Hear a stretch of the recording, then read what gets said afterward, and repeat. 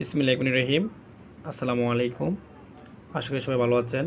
আজকে যে একটা ভিডিও নিয়ে আপনাদের সামনে আসছি সেটি হলো কীভাবে একটি দেশি আমের চারা থেকে এটি উন্নত মানের আমের চারা তৈরি করবেন। সেটি মূলত স্টোন পদ্ধতি বলে।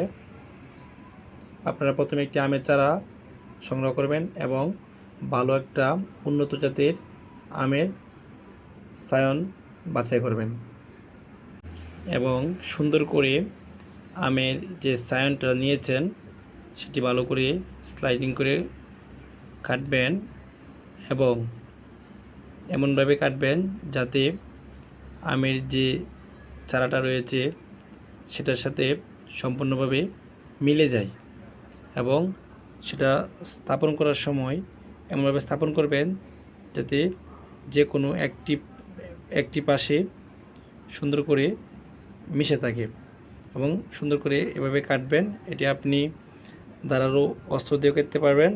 আমি মূলত ব্লেড দিয়ে কাটলাম এবং চারাটির মিডিল অবস্থায় সুন্দর করে যেটা কাটবেন, কেটে সুন্দর করে সায়নটি মধ্যে বসিয়ে দিবেন। বসিয়ে দেওয়ার পর আপনারা এটাকে মূলত